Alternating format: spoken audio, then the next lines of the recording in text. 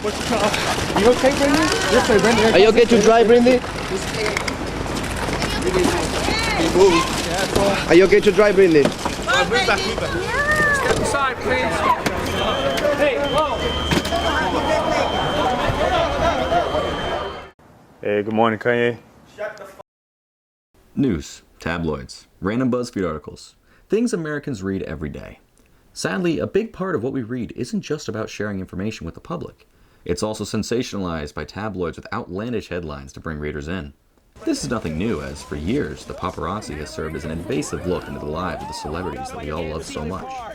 For years, paparazzi has been an industry epicenter of disinformation and misinformation through means of libel and slander. To catch shots worthy of the front page, paparazzos will go as far as to break the law. Many times, paparazzos have gone out of their way and engaged in aggressive evasions of privacy and hunting down celebrities until they feel trapped, as something to look at and profit off of, not as people. This all comes to a peak in the case of Sean Penn, who saw the dangers of paparazzi firsthand when a photographer broke into his hotel room. Penn thought the cameraman was a robber and attacked the man and nearly killed him by dangling off a balcony.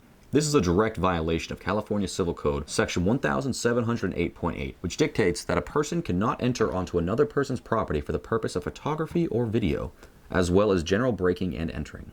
Now, as demonstrated with Sean Penn, these instances can quickly turn violent and dangerous. The sad part is, these paparazzos aren't trying to physically harm these celebrities. However, they are religiously trying to damage their reputation. The paparazzi are notorious for creating and spreading false narratives about celebrities to gain views. One of the most infamous instances of paparazzos controlling the narrative can be seen in the downfall of Britney Spears. In the early 2000s, Spears was relentlessly attacked by the paparazzi for countless headlines. Particularly, in 2005, US Weekly put out an article titled "Brit and Kev, Secret Sex Tape? New Parents Have a New Worry, Racy Footage from 2004. Spears sued the US Weekly for $20 million, stating that this was clearly libel and an attempt to defame her. However, the judge stated that since she put her modern sexuality squarely and profitably before the public eye, it was not defamatory, and dismissed the case. This led to the tragic tale of Spears' fall from stardom, as she was captured and plastered over magazines during frequent outbursts, from shaving her head to attacking a car with an umbrella. Instead of getting her the help she very clearly needed, they took unflattering photos of the star, which pair with headlines such as "Britney Shears," "Britney's Meltdown," "Britney's Fury," even going so far as to take pictures of her crying child and placing it on the front cover with the headline "Goodbye Mommy" after she lost custody, followed by a small box saying "Britney Suicide Watch." Not only is this a gross overstepping of the media to include her child in this way, it clearly shows the lack of compassion that the paparazzi has for these celebrities that they live off of, as they so relentlessly defame them and get away with it. While these could be brushed off as just people taking photos, we get a deeper look into the issue in the interview with George Brandy, a former paparazzo. In the interview, he discusses his methods for getting the right shot, stating that... But at the end of the day, I take the pictures. You know, I don't write the story.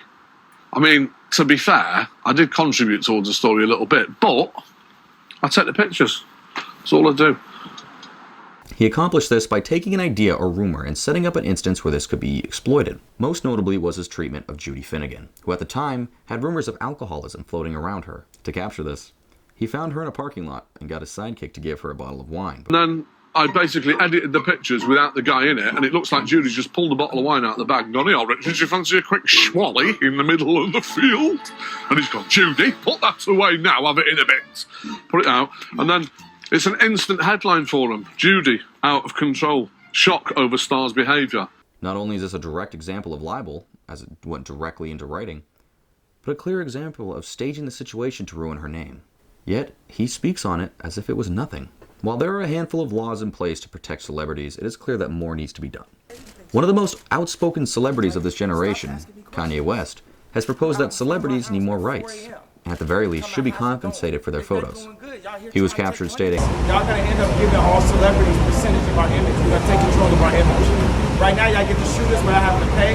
I'm gonna change that." It's a good idea. Other celebrities such as Christian Bale has been pushing to prevent paparazzi photos, specifically of children, to keep them out of the spotlight. Halle Berry has also been pushing to ban paparazzi altogether. Without further lawful intervention, the paparazzi will continue to hound and invade the privacy of celebrities and those related to them with no legal reparations. It is clear that something more needs to be done.